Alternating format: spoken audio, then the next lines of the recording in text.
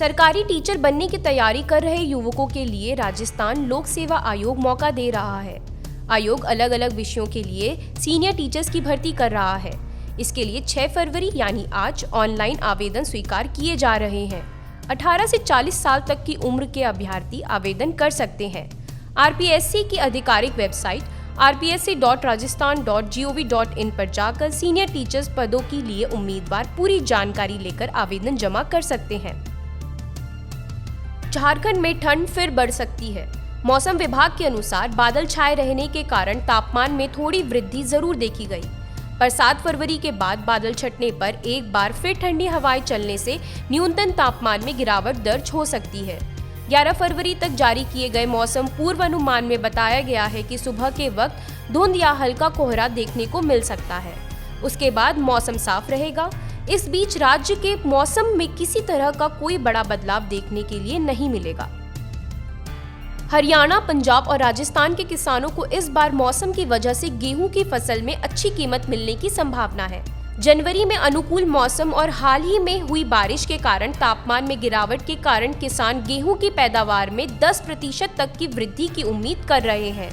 कृषि विशेषज्ञों का कहना है कि मौजूदा बारिश राहत लेकर आई है, क्योंकि इससे सिंचाई की एक दौर की बचत होगी। ठंड की स्थिति ने इस बार फसल को बहुत अच्छी तरह से बढ़ने में मदद की है। उत्तर प्रदेश कृषि विभाग ने किसानों से कहा है कि रसायन का प्रयोग माहू कीट के नियंत्रण के लिए समय से करते हुए अधिक से अधिक उत्पादन लिया जा सकता है। किसान सरकार की सब्सिडी योजना का लाभ उठा सकते हैं। रसायनों की खरीद में डीबीटी के जरिए 50% की छूट भी उन्हें दी जाएगी।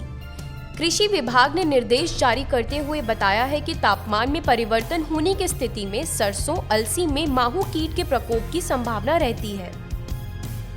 13 फरवरी को एक बार फिर किसान अपनी मांगों के लिए दिल्ली की तरफ कूच करने को तैयारी में है। खबर है कि किसान अपनी जिन मांगों के लिए केंद्र सरकार के खिलाफ विरोध करेंगे, उनमें एमएसपी की गारंटी के लिए कानून बनाना भी शामिल है। संयुक्त किसान मोर्चा ने दावा किया है कि देश भर से 200 से अधिक किसान संघ दिल्ली चलो मोर्चा में भाग लेंगे। हरियाणा में हुई ओलावृष्टि के कारण फसल के नुकसान का आकलन करने के लिए गिरदावरी शुरू कर दी है। फसलों की गिरदावरी 1 मार्च तक जारी रहेगी। इस दौरान जिला प्रशासन को ओलावृष्टि से हुआ नुकसान की रिपोर्ट देने का निर्देश दिया गया है। राज्य के उप मुख्यमंत्री दुष्यंत चौटाला ने कहा है कि अगर किसान चाहें तो राजस्व विभाग के ई क्षतिपूर्ति पोर्टल पर भी नुकसान की रिपोर्ट अपलोड कर सकते हैं। आगरा में आलू उत्पादकों के लिए इंटरनेशनल बायर सेलर मीट का आयोजन किया गया है। 2 दिन इस कार्यक्रम में देश भर के आलू चिप्स और आलू प्रोडक्ट बनाने वाली कंपनियों ने भी हिस्सा लिया है। सम्मेलन में भी किसान द्वारा आलू की रंग बिरंगी किस्म का भी प्रदर्शन किया गया। आने वाले समय में अब पीले के साथ साथ हरे रंग के आलू भी किसान के खेतों में उगेंगे। ऐसे आलू चिप्स की बाजार में काफी मांग है। कृषि वैज्ञानिकों ने गेहूं की फसल को करनाल बांट के प्रकोप से बचाने के लिए गेहूं में बाली निकलने की अवस्था में सिंचाई नहीं करने की सलाह दी है। इस रोग के लगने से काफी फसल बर्बाद हो सकती है। फसल में करनाल बांट की रोकथाम के लिए प्रोपिकोनाजोल 25 EC या टैबिकोनाजोल 25 EC का 0.1% घोल पानी में मिलाकर छिड़काव करना चाहिए।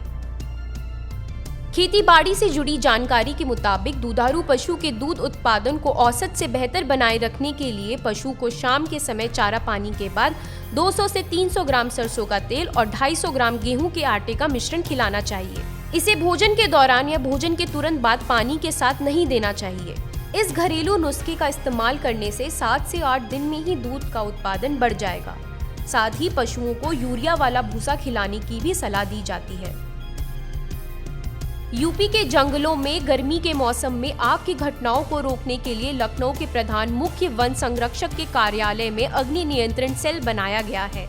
वन और जंगलों में आग की घटनाओं को रोकने के लिए प्रदेश मुख्यालय पर बनाए गए अग्नि नियंत्रण सेल ने नोडल अधिकारी अधीनस्थ कार्यालय में मिली जानकारी शासन को देंगे। यूपी में पिछली 3 साल में आग की घटनाओं में काफी कमी दर्ज की गई है।